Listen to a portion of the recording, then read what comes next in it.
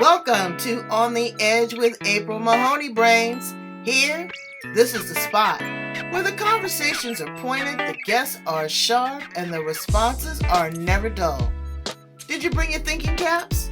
Because it's time to put them on.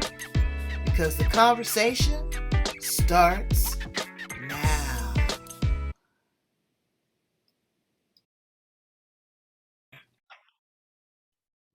Welcome to On the Edge with April Mahoney Brains. Right here, this is the spot, the location where the conversation is pointed and the guests are sharp. There he is. And the responses are never dull. Today we have Lenny Leszczynski. He is the executive director of the San Diego Automotive Museum. He brings with him about 25 years of nonprofit experience, fundraising, development, budgets anywhere from $2.5 million to $42 million. We're going to ask him how that feels to be in that hot seat. He has a master's in science, in business management and leadership, and he also has a bachelor's of science in child and adolescent development. All that's going to come together for a recipe for success. So let's welcome him on the edge. How are you, Lenny? I'm doing well, and thank you for having me. I'm looking forward to this and talking to all the brains there. See, he's all tuned in, brains. Well, I'm so excited. How I got to meet Lenny was that my mentor is on a committee. She is actually the chair. Is she a chair or co-chair? She's a co-chair. Okay, she's a co-chair for an upcoming event, brains. Look at this. Vroom, the party in the park. Now, if you don't live in San Diego, you ought to. But we are doing it, okay? And this museum is the cream of the crop. Every time I go in, the cars are just immaculate. The detail, the way that it's laid out. And the Auto Museum has been there since about 1988. And so it is really a staple in Balboa Park. Balboa Park is a great landmark here in San Diego. So Lenny has the privilege of being the executive director. Tell us a little bit about how you show up in the world, friend, and where it all began for you. Yeah, well, I'm a San Diego native, born and raised here. Oh, really? Oh, good. Yeah. And I went to Cal State Northridge, and then I couldn't get back to San Diego fast enough. So I have my family here and everything. And you know what? If you would have told me, or asked me, sorry, if you would have asked me 3 years ago if I would ever work in a museum, I would have told you you're crazy, because I had zero aspirations to actually be in the museum industry. I was all about youth and child education. I have a degree in child and adolescent development. I ran after school programs. I ran summer camps. I did tons of work just with children. And when I got hurt at one of my last job, took a year to rehab. And instead of sitting there and doing nothing, I actually got my master's degree in business leadership and management, because I always knew I wanted to get into the executive director, C-level of operations of an organization. I just YMCA or the Boys and Girls Club or something of that nature. And to be honest, I took the interview. I applied as a practice for the interview questions. You know, because you want to get some good, right, so that you look good, look sharp, know the questions, anticipate. And I applied. My wife goes, "What are you doing?" I was like, "Hey, I love cars. I've always." Ever since I was, knee high, me and my uncle would always be working on cars every summer. Like, this isn't out of my wheelhouse. It's just not what I've been doing the last 20, 25 years. And I applied for the job, and they actually called me in. Then I was supposed to take my kids to Disneyland, and my wife goes, "You were going to Disneyland today." I was like, "Hey, my interview's at 10. We'll be done at 11. We'll be at Disneyland by 3. Like, we're fine." I came in, and that night they called me and offered me the job. Wow. I tell you what, I was very honest. You know, that famous question that everybody asks: "Is there anything that we haven't asked that you'd like to share with us?" And I told them, "Look, I can run a business. I can manage people. And if that's really what you're looking for, that's really what your job announcement says, this is why I've applied, because I feel like I could do it. I can do it. And I gave them examples of real world how I've done each of the things that the job announcement actually requested somebody to be able to do. And I said, if you're misinterpreting anything here, misrepresenting anything in here, don't pick me. But if this is true and honest, I'm your guy. And that night they gave me a call, and I tell you what, it's been since. That was, well, the divine was right in line with your mission and your cause. You have a big, bold statement on the front of your website, and you talk about D&I, diversity and inclusion, brains. That means everybody is included. And his motto and philosophy is that they want their staff to represent the diversity as much as the diversity that they have in their showroom floor down in the bottom of the museum. They want to have the old, they want to have the new, they want to have the innovative, they want to have the broke so that they can fix it. They want to have the upper echelon. So I really get that, and I like how those two coincide with one another. What set you on that path to be a trailblazer enough to just boldly put that as one of your mission statements out front? Well, it's something that I just truly believe. In San Diego, military town, little hodgepodge. Everybody seems to have traveled here. Seems like it's smaller population of natives than there are of people who were born. And I was just raised that way, as everybody is unique and everybody brings something to the table, and everybody brings a different value. And if you don't include that and you don't make that part of your regular life and your regular business plan, and you're really going to fall behind. It is important to have a diverse thought process and have different real world experiences that you can draw on and people share. And I think it's imperative that organizations and businesses that they include everybody, particularly here in a museum when you're trying to appeal to such a broad audience. Just makes more sense to me, and well, it does. And I mean, it makes more sense that people just come to the realization that if every flower in the garden was the same, it'd be pretty boring. Yeah. So you take all of that wisdom and that, good homegrown San Diego environment, but you're doing something bigger than that. You're not only using this for the museum, but you are creating a parallel with your other life as far as being a social activist, nonprofit, and working with youth in underserved and overlooked communities. Share with us a little bit about Vroom and the Party in the Park. Yeah, Party in the Park. That's our big gala.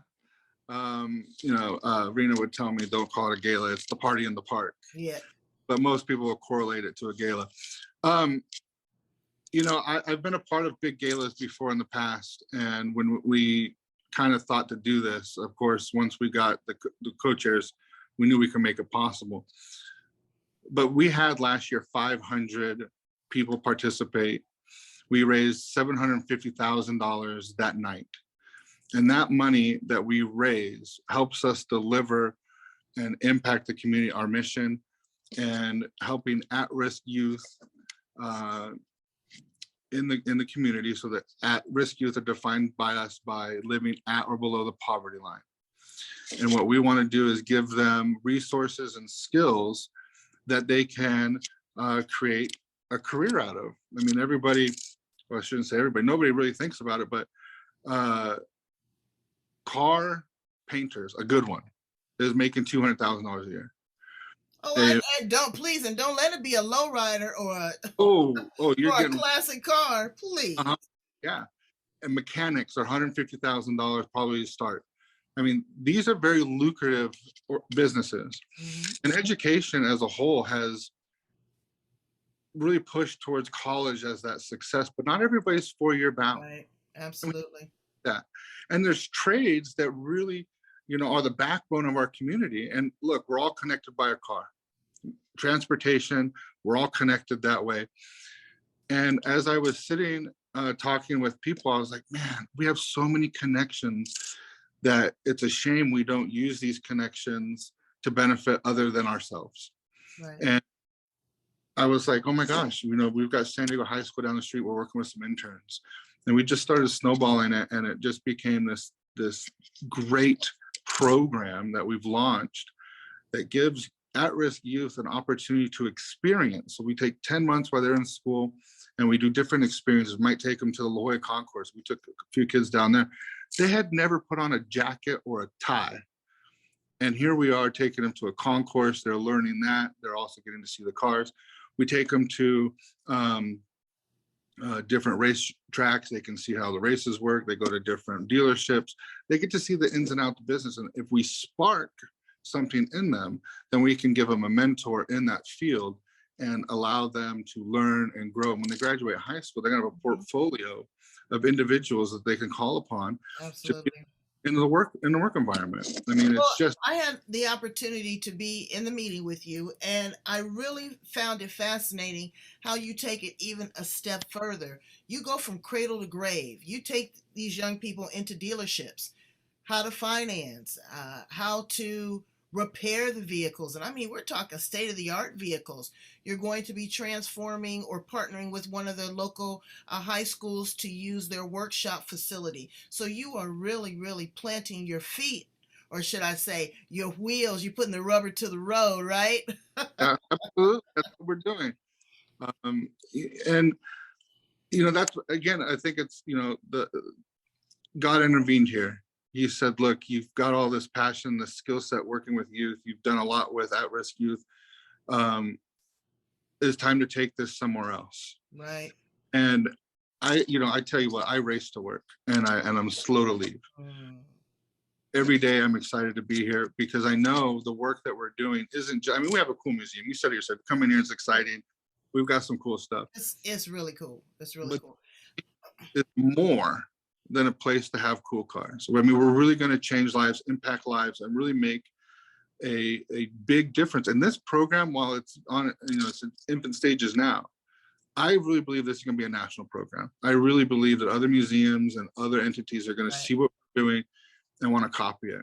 And well, it's a unique business model because I always tell people, I've been that's where I met, Rena in the nonprofit arena, and they have to learn to be a little bit more self-sustainable.